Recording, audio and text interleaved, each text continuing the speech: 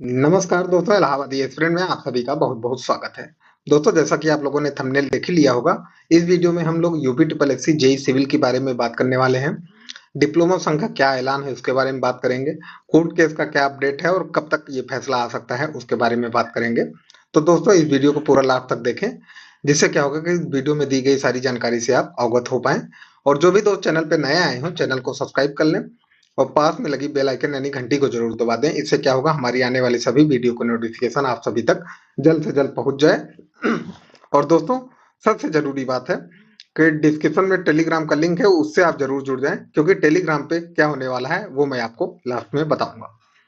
देखिए दोस्तों, आप लोगों को पता ही होगा कि सरकार जो है पूर्वांचल विद्युत वितरण निगम लिमिटेड और दक्षिणांचल जो है विद्युत वितरण निगम लिमिटेड, मतलब इस पे क्या है, निजीकरण की बात चल रही है। तो इसके विरोध में जो है एक पत्र लिखा गया था, किसके द्वारा?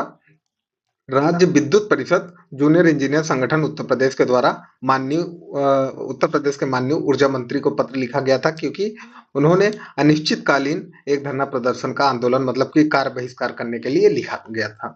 तो वो धरना प्रदर्शन हो चुका है। उसके बारे में एक अपडेट और निकल के आ रही है कि जो डिप्लोमा संघ है, पॉलिटेक्निक का संघ है, उन्होंने क्या कहा है कि उन्होंने, दोस्तों आपको मैं बता दूं कि वो 8 मई को वीडियो कॉन्फ्रेंसिंग के से आपसे जुड़ेंगे, सभी बच्चे जुड़ेंगे। तो आप लोगों को मैं बता दूं, टेलीग्राम पे लिंक है जो कि डिस्क्रिप्शन बॉक्स में, वहां से जाके आप टेलीग्राम से जुड़ जाएं। उसमें क्या होगा, जितने भी दोस्त हैं वो आप लोग 8 मई को लिंक दे दिया जाएगा, आप लोग उससे जरूर जुड़े।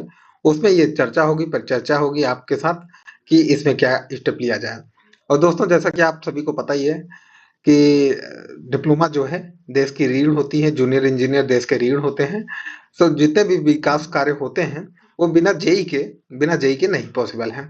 और दोस्तों, मैं बात करूं तो जूनियर इंजीनियर जो संगठन है, वो विद्युत विभाग के जो भी जेई का संगठन है, उनके कर्मचारियों ने कार्य को बहिष्कार कर दिया है।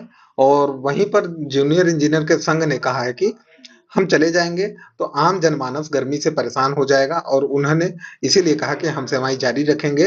और वो इस किस बिहाफ पे कह रहे हैं, जो पूर्वांचल विद्युत वितरण निगम लिमिटेड है और दक्षिणांचल का जो विद्युत वितरण निगम लिमिटेड है, उसका जो विरोध कर रहे हैं, जो निजीकरण हो रहा है उसका वो विरोध कर रहे हैं। और दोस्तों, बात करें तो डिप्लोमा संघ का कहना है कि डिप्लोमा स्टूडेंट बिल्कुल परेशान ना हो, और इसका जो एग्जाम है वो डिप्लोमा स्टूडेंट ही देंगे।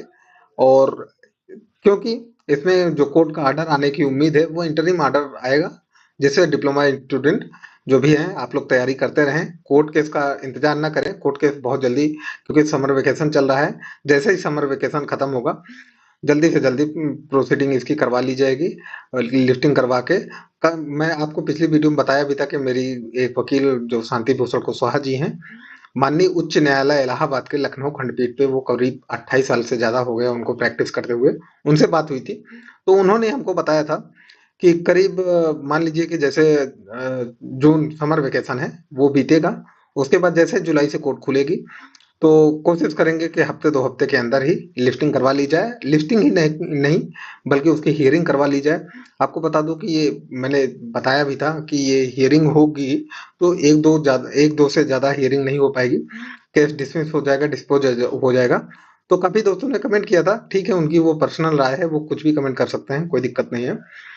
क्योंकि दोस्तों, मैं इस बिहाफ पे कह सकता हूँ इतना कॉन्फिडेंस के साथ, इसलिए कह रहा हूँ क्योंकि मुझे पता है कि ये जो केस है बहुत ठोस केस नहीं है। ये डिप्लोमा स्टूडेंट के पक्ष में जा रहा है ये केस, क्योंकि अभी देखा जाए तो बिहार में भी वहां पे बीटेक वाले स्टूडेंट को जेई के पदों से बाहर कर दिया गया था, वहां पे डिप्लोमा वालों को लिया गया था। तो इस बिहाफ पे ये, और सुप्रीम कोर्ट ने भी सिर्फ उनका फॉर्म भरवाया था और हाई कोर्ट को ये इंस्ट्रक्शन दिया था कि आप फैसला दीजिएगा इसके, तब उसके बाद जो होगा उसके बिहाफ पे ये रखे जाएंगे कि नहीं रखे जाएंगे वो होगा। तो सुप्रीम कोर्ट ने सिर्फ ये निर्देश दिया था कि ये फॉर्म भर सकते हैं सिर्फ, क्योंकि इधर से आपत्ति दर्ज कराई गई थी कि इसका डेट निकल जाएगा और हम फॉर्म नहीं भर पाएंगे, तो वैसे भी मामला कोई बनेगा नहीं।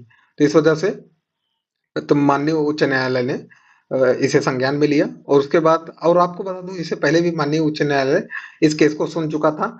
इससे जो लोग परेशान हुए थे, मतलब जिसके पक्ष में फैसला नहीं आया था वही ये लेके गए थे सुप्रीम कोर्ट, और सुप्रीम कोर्ट ने परीक्षा फॉर्म भरने का निर्देश देके और मामला हाई कोर्ट माननीय उच्च न्यायालय इलाहाबाद को ट्रांसफर कर दिया गया था।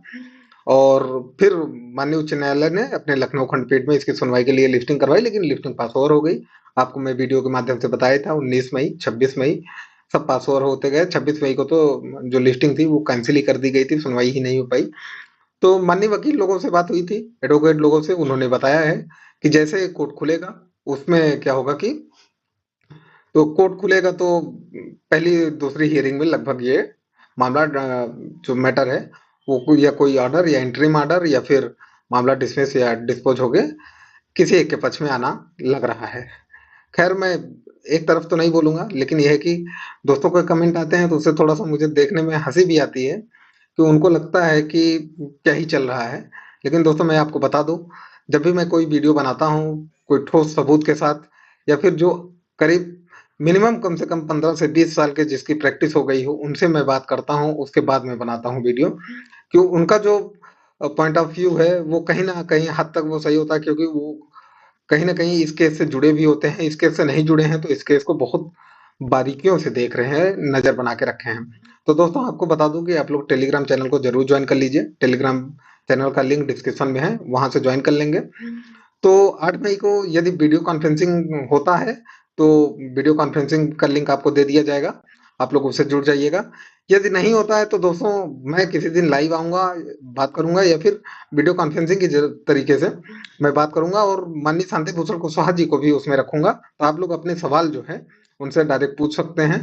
जो भी आपके मन में सवाल है वो पूछ सकते हैं, और मैं आप लोगों से यही अपील करूँगा, इस केस को देखते तो रहिए, लेकिन ये है कि अपनी तैयारी में कोई कसर ना छोड़िए, क्योंकि जुलाई में उम्मीद है कि ये फैसला आ सकता है, और जुलाई नहीं तो अगस्त सितंबर तो नहीं टकेगा ये।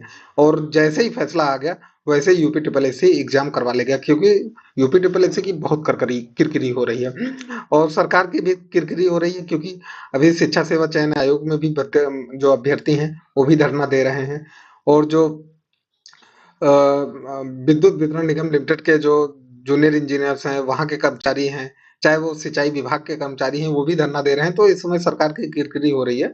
तो सरकार चाहेगी कि जैसे ही सब कुछ हो, मामला रफा-दफा करके, और आपको पता ही है कि 27 में चुनाव होने वाला है। तो दोस्तों ये सब काफ़ी मैटर है, तो आप लोग ध्यान से देखते रहें और पढ़ाई ज़रूर करते रहें। पढ़ाई में कोई कमी नहीं करिए, क्योंकि एग्ज़ाम आपके हाथ में नहीं है, लेकिन पढ़ाई आपके हाथ में है। एग्ज़ाम तो यूपी ट्रिपल एससी को कराना है, जैसे माननीय न्यायालय का कोई इंटरिम ऑर्डर या फिर कोई फैसला आता है, उसी के अनुसार एग्ज़ाम होगा। और दोस्तों और आपको बता दूँ, कई दोस्त बोल रहे थे कि कोई भी फैसला ना भी आए तब भी यूपी ट्रिपल एससी एग्ज़ाम करा ले। तो दोस्तों ये कोर्ट ऑफ कंटेम्प्ट होगा। तो इस ऐसा कुछ नहीं हो सकता। ये एग्ज़ाम जो होगा फैसला आने के बाद ही होगा, और फैसला जुलाई, अगस्त, सितंबर, बस इससे ज़्यादा नहीं होगा। और उम्मीद है कि अब देखने से ऐसा लग रहा है कि जुलाई में ही हो जाएगा। तो दोस्तों बस इस वीडियो में इतना है, फिर मिलेंगे किसी अगले वीडियो में। जय हिंद, वंदे मातरम।